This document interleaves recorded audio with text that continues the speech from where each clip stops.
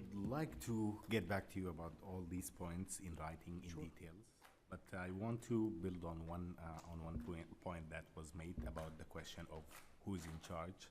Uh, Definitely agree it's al-Bashir who's in charge, and I think where this is coming from, what is calling the shot at the end of the day, I believe it's not ideology or foreign power. I think it's money at the end of the day, and I think the only way to get that kind of change in human rights and religious freedom, as Lyman said, if there are elements in there that will always push aside human rights as something that is part of something on the table. And I think the way to go about it is to make human rights profitable. It's to make it the thing on the table, the main thing, and religious freedom and human rights the thing to negotiate about, not something additional on the table that they can cast aside.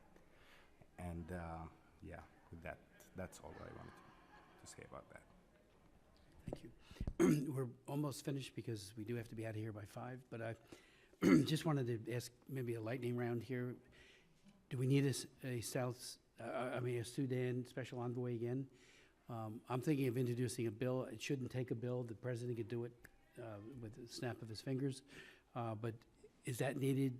Is it a recommendation you would make? Secondly, you know, Juba and South Sudan, and Greg and I were in Juba last August, meeting with Salva Kiir, pressing these issues of humanitarian access to end to sexual violence, and now, sadly, a famine.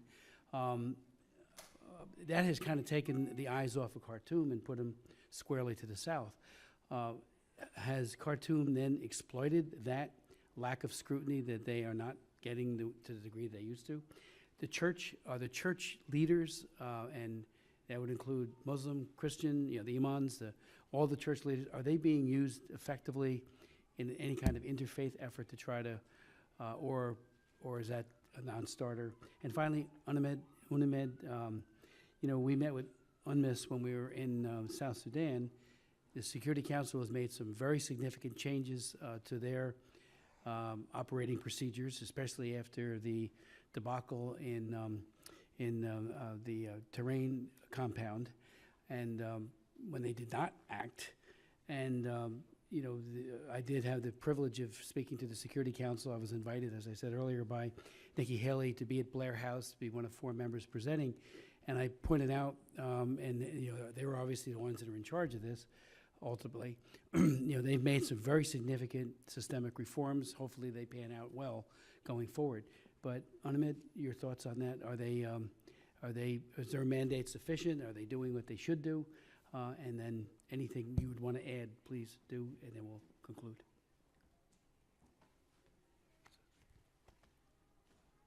I can start quickly on that. Thank you. You know, I think the administration is reviewing how many special envoys they ought to have for what purposes. I think in this case, there should be a special envoy, empowered, as Mr. Titoni had said, because the kind of negotiations that need to be done on both Sudan and South Sudan require high-level attention. Has to be someone who speaks for the president, people know he speaks or she speaks for the president, and can engage on hard negotiations in both North and South. You know, there wasn't as much attention to Sudan lately, and thank you for this hearing, because South Sudan is such an overwhelming problem. But I think it's coming back as we look at this EO and the issues that are being raised and the kinds of the decisions. But I do think it's important when you talk about Sudan, it goes to a question Mr. Garrett raised. They are players in the South Sudan situation. They've pulled back on some of their support for the opposition. That was part of the understanding in this track. But there's much more to be done on South Sudan. IGAD is divided. They are major players in IGAD. I would like to see them step up much more constructively. On UNMISS, I think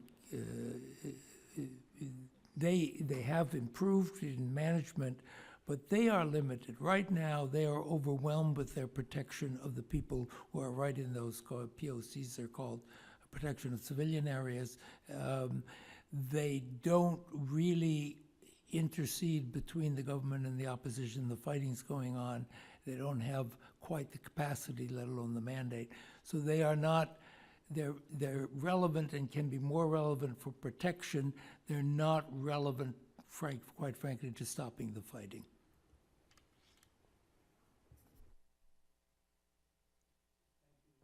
All for your expertise.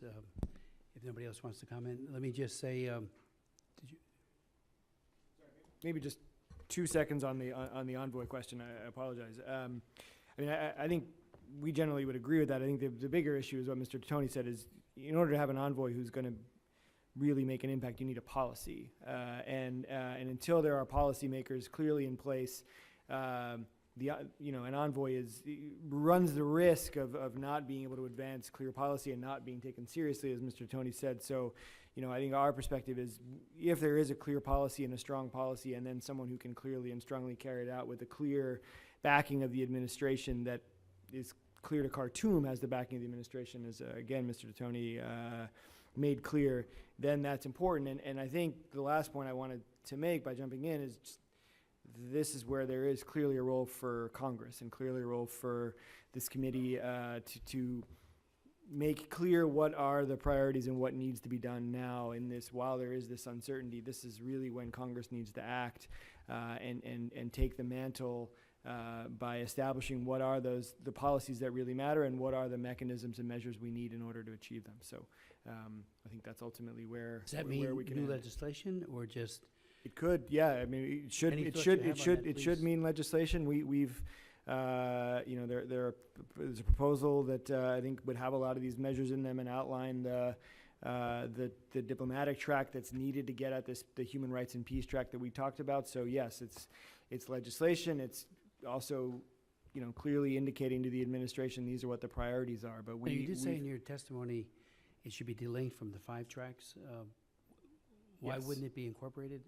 Well, I think from our perspective, the 5 tracks have they have their own trajectory. They have their own limited set of issues they're dealing with. What we're talking about are much bigger issues that need much different pressures. And so in some ways, let's not muddy the waters on either side. Let's kind of keep 2 sets going. So. Sudan and South Sudan, the whole issue has traditionally had very good bipartisan support.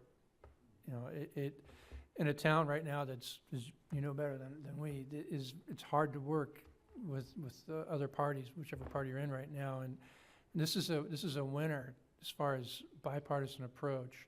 And I know that you're willing to work on issues with everybody, but the president and others, this could be a winner and a good way to develop some relationships, because at the end of the day, working with the other side of the aisle is always about relationships, not always about party politics. I want to underscore what I wrote in the testimony, what Ambassador Lyman said, though. I think I'm not trying to, if a tree falls in North Carolina, I'm not blaming Khartoum all the time. But this was their policy for years and years and years to destabilize South Sudan. The rebel movements, they were very good at it in the North-South, call it that war. They have a network, they have the capability to run everybody, and they can run circles in some ways around destabilizing South Sudan. So if you're able to get that classified review, I would really ask to know the history of that, to the extent that you have the time to listen, and to know what's halted in their opinion and what's continued. And this needs to be on the table, because the 2 countries, they were one country for a long time. They're linked, their futures are linked. If they're not getting along, then there's going to be destabilizing and massive humanitarian issues. So that's one thing I would not It's let an go excellent of. point. Yesterday, Greg and I did get a classified briefing. We want to include others and make it, and now that we have even more questions to ask, we'll do another one, but it's a great idea, because we always want to not do something unwittingly to damage what is being done if it's been well thought out. So I can't talk about the briefing, obviously, but we did have one yesterday. But your point is very well taken about getting Royce, Engel, Karen Bass, and I, and others all to do it. Thank you for that. I deeply appreciate it. We appreciate it, the subcommittee. Your information, we will get it over to the state, but more importantly, to some of the people at the White House, hopefully, because obviously we benefit from your expertise and wisdom, Congress and the executive branch. So thank you so very, very much. The hearing's adjourned.